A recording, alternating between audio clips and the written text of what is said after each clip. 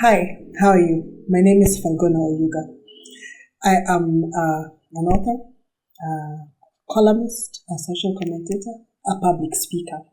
Thank you for joining me today. Today's conversation, I want to tell you early on, might be a bit uncomfortable, but we must have it. I have often challenged niceness, goodness, faith, and today we want to really figure out what is our part in all this as women. What if nobody's coming to save us? We've always been told that be good, be nice, be agreeable, and then you'll be rewarded in the end. When is the end? And why can't I enjoy the rewards now? If I have to sacrifice, if I have to endure, why can't I have it now? So today, I'd like us to listen with an open mind. This is our third podcast. Yay, we've reached number 3. We've not run away, we are here, despite the fact that sometimes we want to run away. Thank you for joining us. I invite you to watch, like, subscribe. Please subscribe, share. Let other people know we are having these discussions. And the whole idea is to start discussions so that we then begin to think and hopefully begin to do things differently. Karibu.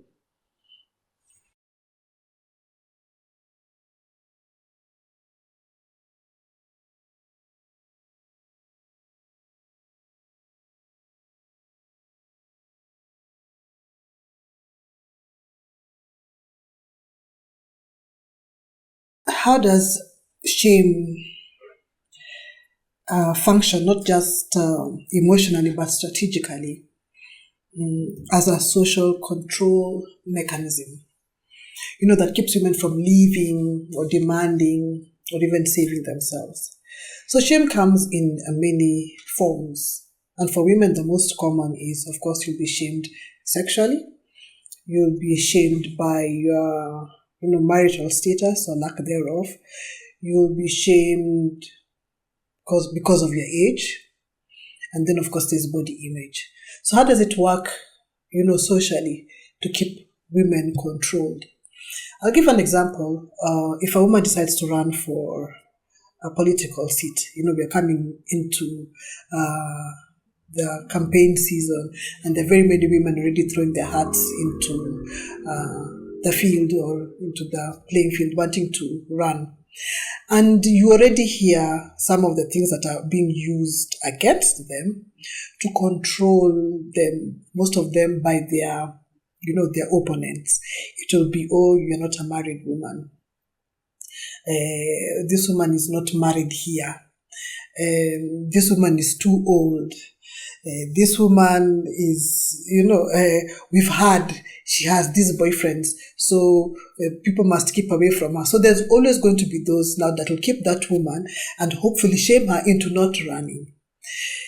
How they again want you not to save yourself using shame. You want to leave a marriage, and you'll be told, who's going to want an old woman like you? Who's going to want you with all your children?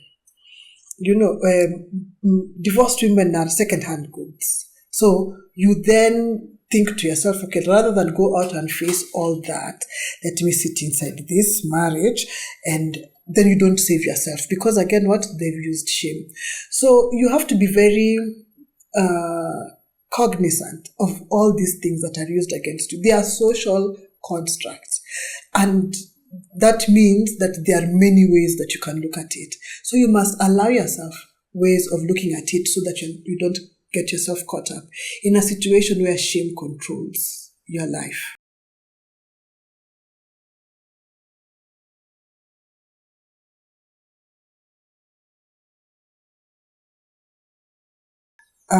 How religious teachings often the question is unintentionally trained, but I think it is intentional. We are intentionally trained to wait for rescue instead of recognizing our own agency. Religion, for me, and I've spoken about it many times, and of course very many people don't like it when I say it, but it is what it is. Religion has taught women to be helpless. We have a learned helplessness. There's a quote that I like so much, and it says, before they taught us how to pray, or before religion came, we were able to, to tell the future. We were able to see it. We were able to heal ourselves. We built pyramids. We used astrology, but now all we know how to do is pray. We could even defend ourselves, but now all we know how to do is pray. And a lot of this, is intentional. That's why I said that I don't like the word that you're saying. It unintentionally trains women. It was specifically to train women to be helpless and not recognize that they have the power within themselves to save themselves. You see a woman in a marriage, and from the get-go, it's not even something that happens slowly. From the get-go, you can see this person is not in the right place. She's experiencing physical abuse, emotional abuse. She's not aligned to this person.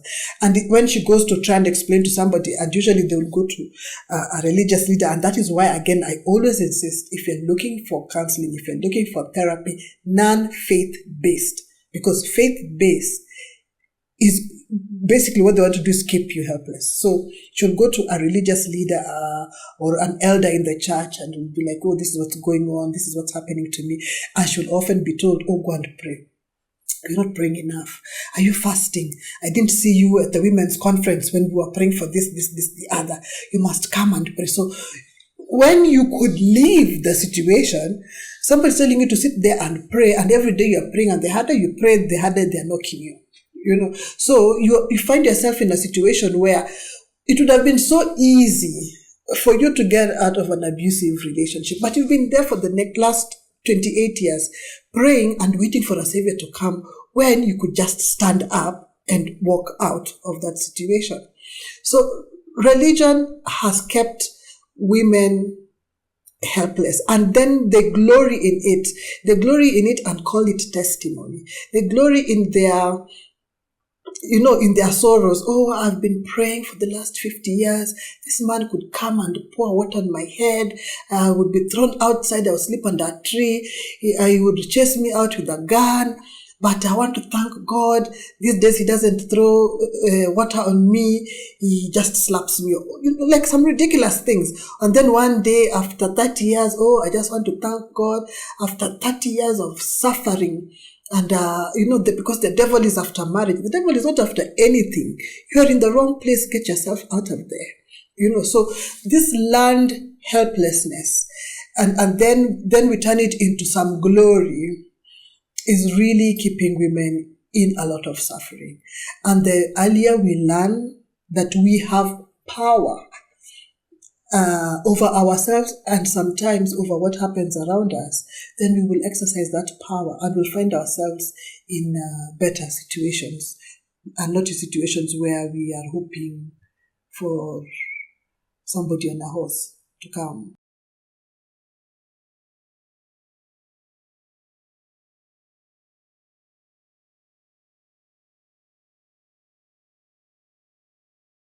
How good womanhood convinces women that endurance is virtue and suffering is proof of character. I can't tell you how tired I am of this good woman narrative. It just frustrates me to the bone. Like, I'm even sighing. And I looked at the question and I'm just like, oh, I'm just so tired of this good womanhood. And I'm wondering where people are receiving trophies for it, because then maybe it would make sense. I don't know who told us that suffering means good. And enduring, makes you that person. And I've said this before. There's a tweet that has never left my mind. A younger woman says that she would never ask for marital advice from an African Christian woman because it involves suffering. I think somewhere along the way, we were taught what is good, because when you describe a good woman and when you describe a good man, you don't use the same adjectives. You don't use the same nouns, pronouns, nothing. You don't use any same words when you're saying good woman, good man. Good man, confident, combative, assertive, aggressive, a fighter, doesn't, authentic, does not take no for an answer, doesn't accept status quo, whatever it is. Good woman. Quiet, understanding, giving, enduring, meek, infantile, because she's soft-spoken. She can't be loud, because if you're loud suddenly, then also you're not a good woman. But I'm saying to you this, that we should strive to be, in fact, in one of my books, Okay, I'm Healed Now, Send Me Another Man, one of the chapters is strive to be a good man, not a good woman. And not a good man that you're competing with a man, but a good man as in you have all the attributes they give a good man. Be aggressive, be assertive, be combative.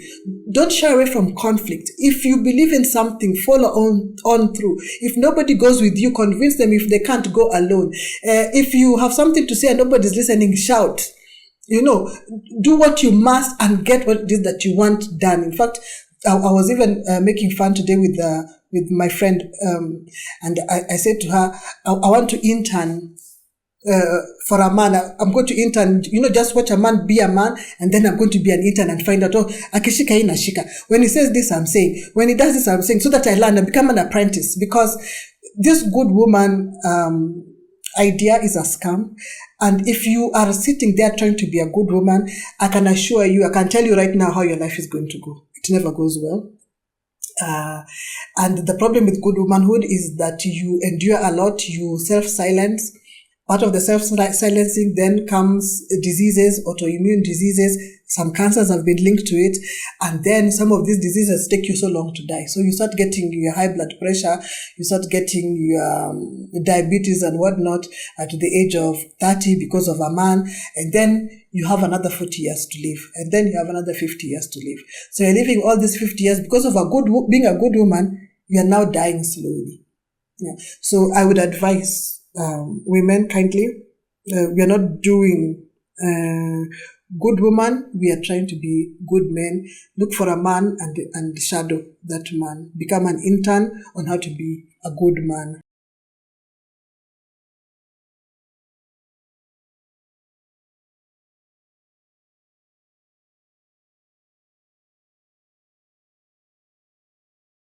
Niceness.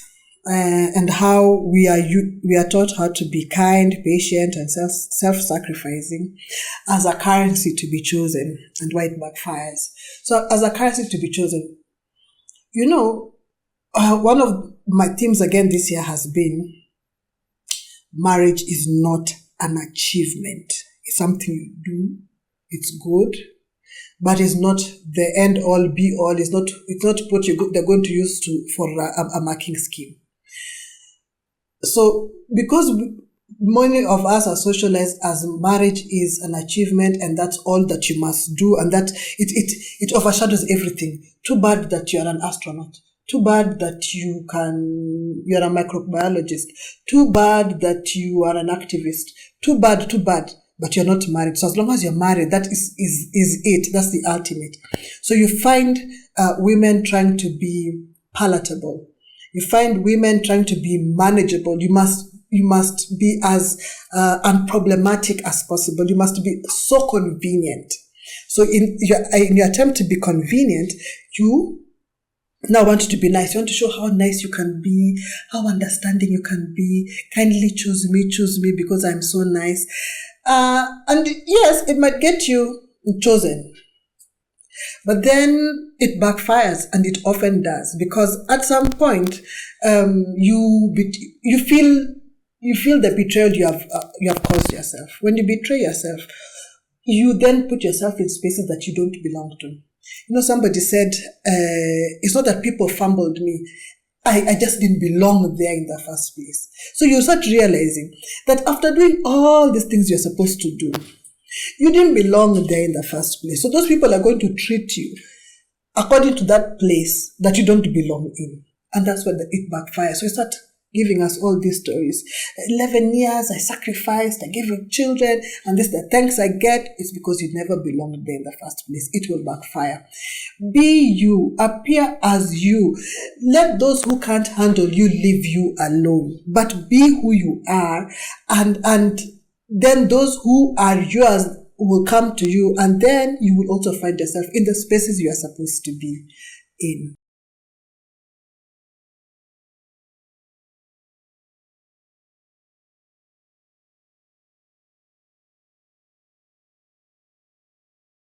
Hope, basically, this is hope as a strategy. Why is hope of moral awakening in others such a powerful trap for women in relationships? Somebody said, and I've taken it for a long time, and I've said it also, I just inherited the term, hope is not a strategy. And women are kept in spaces because of hope. And spaces being relationships. Relationships are such an important part of our lives. Who we relate with, who we marry, affects all angles of our life. It'll affect how you work. It affects how your relationship with money. It affects your relationship with your children. It affects everything. For us to not take it seriously, on one hand, we don't take it seriously. At least you hear many people saying that, she just talks about relationships. It's bubblegum things, or it's basic things. We want to talk about serious things, but everything starts from a relationship. Now, women are kept in these relationships on hope. And sometimes even going into a relationship knowing that this person has some serious issues, but they will give you hope. Oh, you don't worry. Men are usually like this. But if you pray, if you do this, at the end, it will be better. So you get into this relationship and everything is happening to you. And because you have learned helplessness, but you're calling it faith. So you have this learned helplessness, and then you then now want to use hope as some form of manipulation. So you in fact you try and look as pitiful as possible in that relationship. If he does something small, you cry the loudest, or you now are not talking, or now you don't want to put on clothes, you're not bathing, you're not brushing your teeth, you're not combing your hair, because you want him to see how he has hurt you. And the hope is that he will change his behavior because he is seeing how hurt you are. Do you see how that is crazy? It's crazy thinking. Hope denies us the present. So you can never live in the present because you are hoping for better days. So instead of doing something about now, you are just waiting for better days. Hope denies us our voice. So you can't even complain. Because you must complain if it's tight, if it's not, you must be able to wriggle and say, no, I'm not comfortable, but it denies you the voice. So for me, I find hope such a problem, and I would say it's a trap. Don't fall for it. You must always want to live in the present, and live in the present, there's no place for hope in living in the present.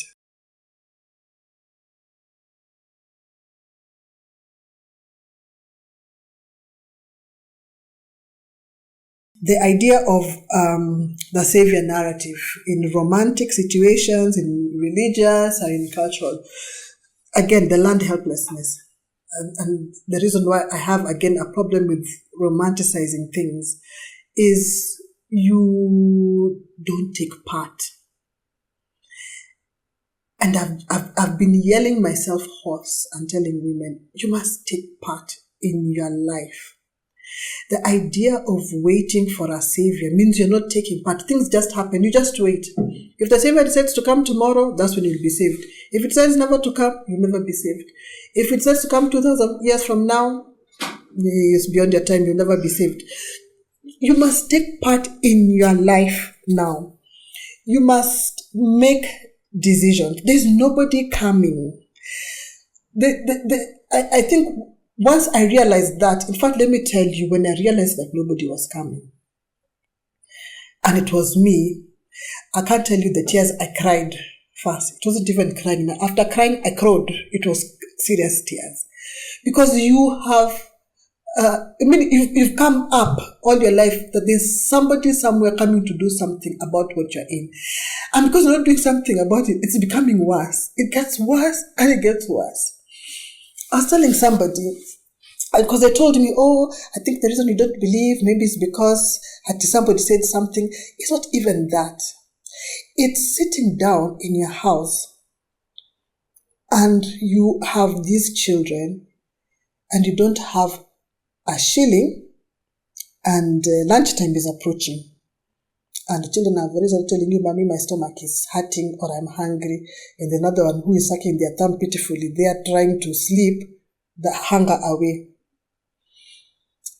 And this is a real situation. And let me tell you, my friend, you can pray until you are blue. Those children will eat if you get money. And that money will come. Either you've worked for it, somebody pays you that minute. You have begged, somebody has given you. You have stolen, and you have the money. Or you have walked on the roadside, and you found money on the road, which I can't even remember the last time people walked. These days, people don't find money on the road. They used to, but these days, it's not there. So those three things. You have worked for that money that minute, somebody has paid you. And that work, you know what type of work it could be. For somebody right now, I need money now, and I work for it now, and I pay for it. I don't know what you'll have to be doing. You have begged, and you have been given, or you have stolen. That's when you realize that my strategy cannot be prayer or hope or waiting for somebody to come. I must get up and look for something for children to eat. So it's not even that I'm bitter or, and maybe I am even. What's wrong with being bitter? I'm trying to. It's an awakening. It's a realization. So it's not even that I'm against these people because they do this. No, it's being in an actual and real situation and not getting help from those things that they told you that was going to come. So there is no savior.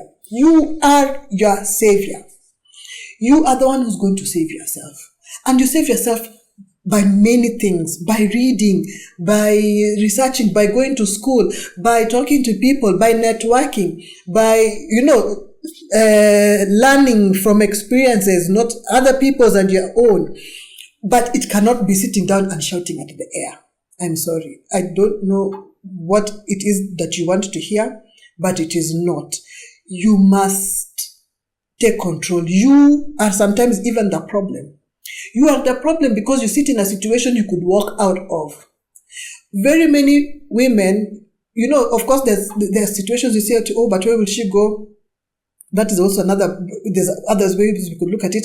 But there's still very many women who have very big jobs, who have access to networks, who have access to credit, who have, all these big things. But just you've decided to sit there and wait for somebody to save you. You are the problem. You now become the problem. At some point, as women, we need to take ownership. We can't just be leaving things in people's hands. We must take part.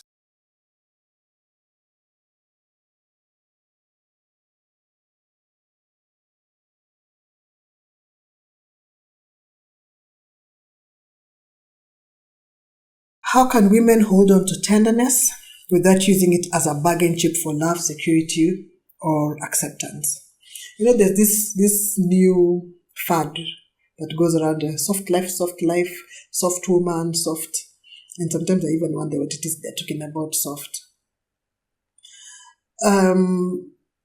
It's part of manipulation. This one thing, saying I'm a soft woman, so then I can get acceptance. Because soft is what? When you say you're a soft woman, so that you can, now you are more feminine, so you'll attract masculine, so you are more likely to be married or to be in a relationship because you are soft. You are more likely to be accepted by people because you are soft. Really, it's not because you are soft. It's because you cannot speak up for what you believe in. It's because you are a doormat. It's because you don't accept, you have a problem with conflict. You don't know how to express yourself. So it is easier for you to be agreeable. And in being agreeable, somebody told you that because you are quiet, you don't complain, then men will prefer you, then people will choose you. And in some cases, that's it. And if you can live with it, I think, I'm not here to say what you're supposed to do. I'm not your mother. I'm not your God, or whatever it is you want. You can decide if that's what it is you want to do for yourself. I believe if you want to live an authentic life, then you cannot be described by one word that, oh, I'm going to be soft, or, oh, I'm feminine. The descriptions will vary because I will behave differently in different instances. And I don't see why anybody should want to live their lives for acceptance. That has to be it's a form of cowardice to me. You must want to live your life the best way you know how, and not for acceptance. The danger, remember we've already discussed that, the danger of pretending to be somebody you're not is, one, you betray yourself, and at some point you have to sit down and reckon with yourself. Two, you find yourself in spaces that you don't belong. Yeah, and you'll be thinking, oh, these people are fumbling me. No, you just don't belong in that space. So I have a problem with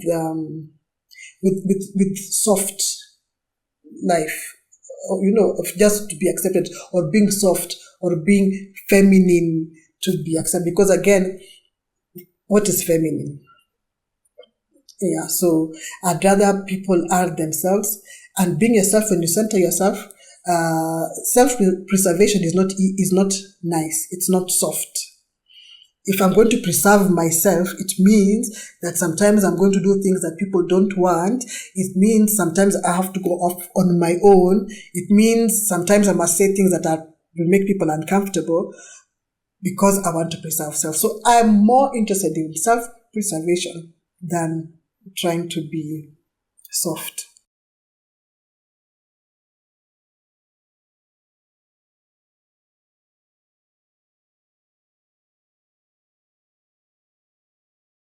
Performative goodness. And we're very good at performing goodness, especially as women. And sometimes you see it, you can be sitting in the kitchen complaining, this man is doing this is wicked. One day I'm going to leave, I'm never. Then you're called out and you change. She becomes a different woman. Now she's carrying the tray and she's kneeling down and she's standing up and she's smiling, and you're like, hey, Nani, what happened? I thought you guys were not, this thing was not working. How come now again, suddenly you are performing goodness?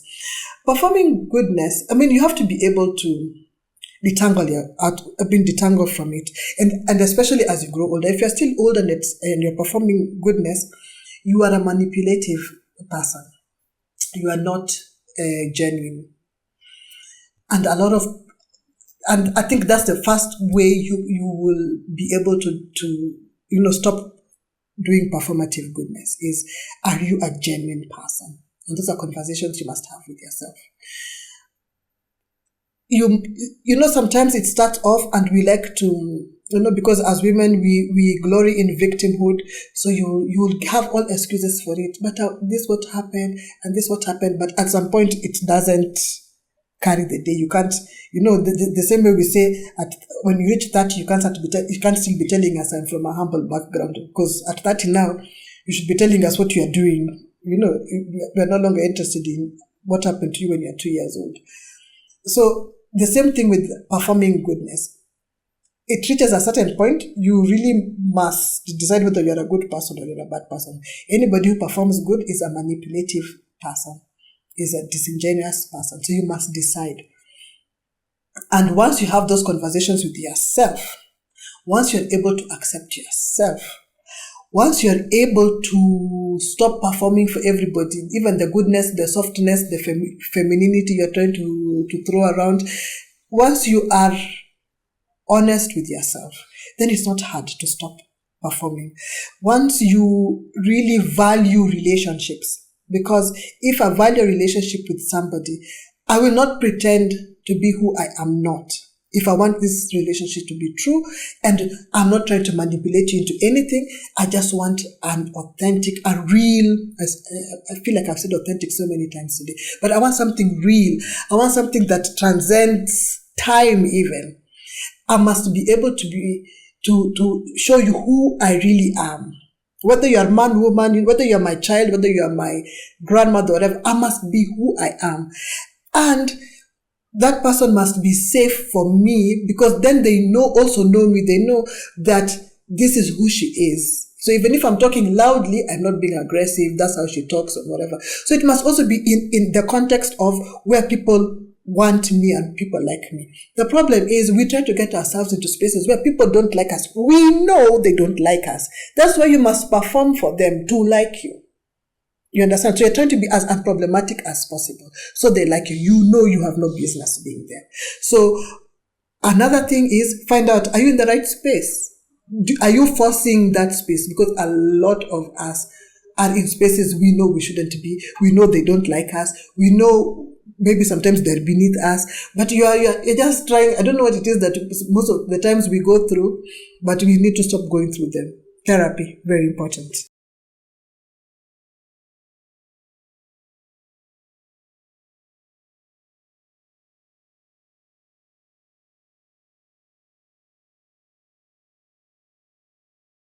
If you want to stop being paralyzed and start choosing yourself, I'm telling you, it's not easy. And especially if you have grown up loving applause, if you are always the one who was chosen.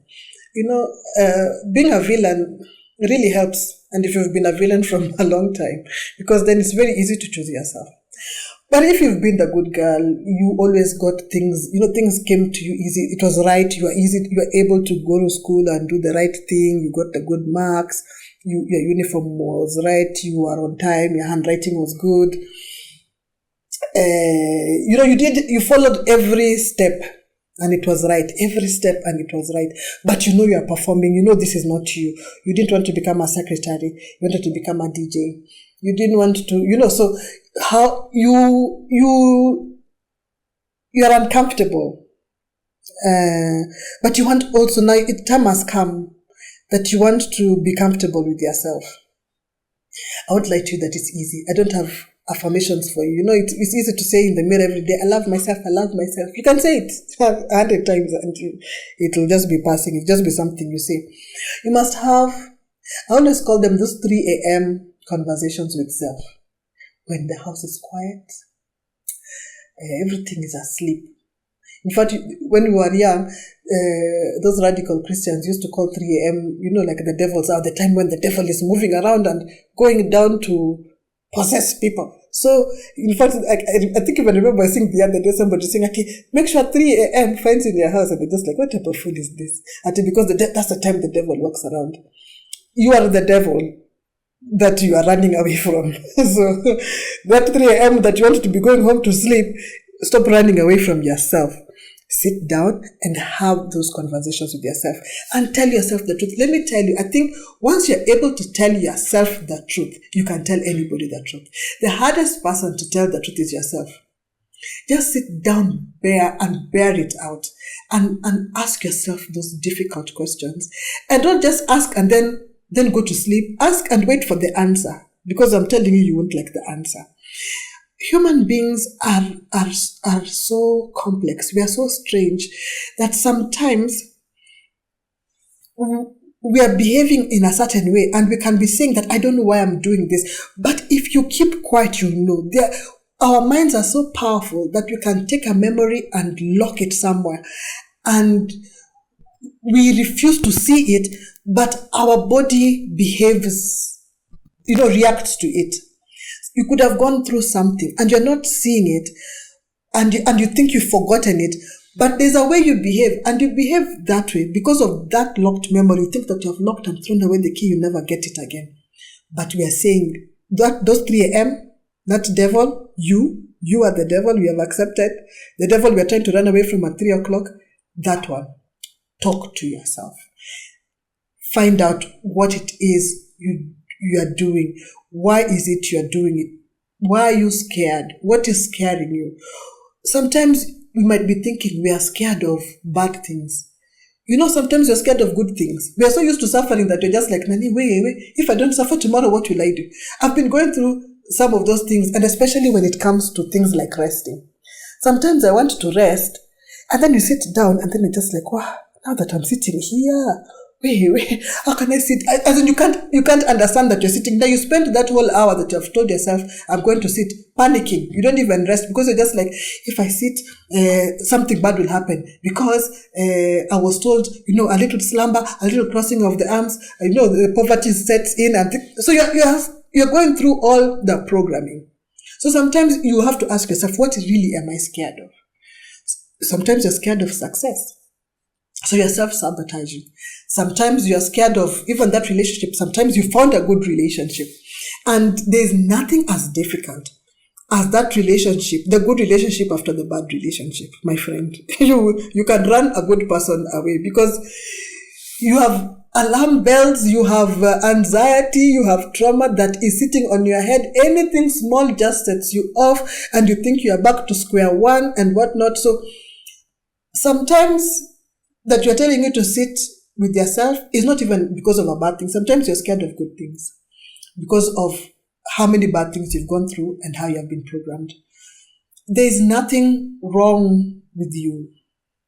You are who you are and who you're supposed to be. Stop hiding. Stop thinking, writing a script that this is how people behave. And so I'm going to behave that way, even when you don't believe in it. Question things. Research things. You are allowed to change your mind. Today you can be thinking this makes sense, and tomorrow it doesn't make sense. You can change your mind. It's a sign of intelligence. I found that out today.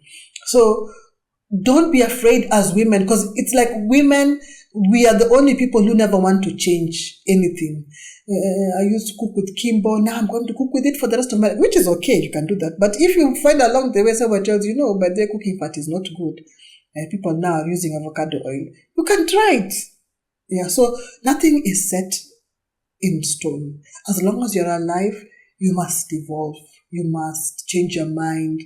You must rethink and rethink. You must question. You shouldn't accept everything. Nothing should come easy. And get to a point where you don't fear conflict.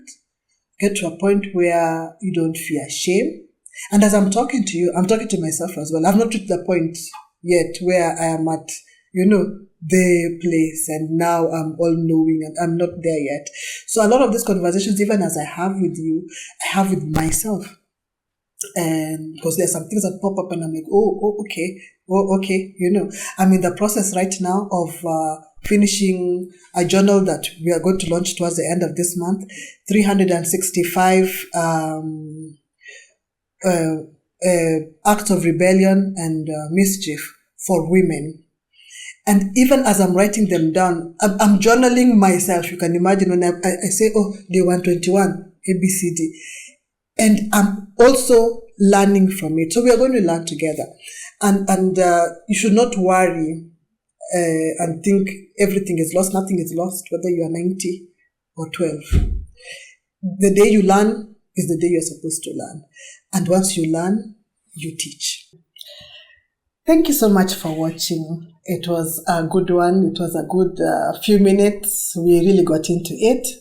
And as we get into the festive season, I just want to take this time to wish you a merry everything and a happy always. Be safe. Look after yourself. These Christmas holidays these festivities are usually can be triggering for some people. There are people who don't have family. There are people who are far from family. There are people who are still grieving. There are people who this festive season, brings back the grief. They remember all they've lost.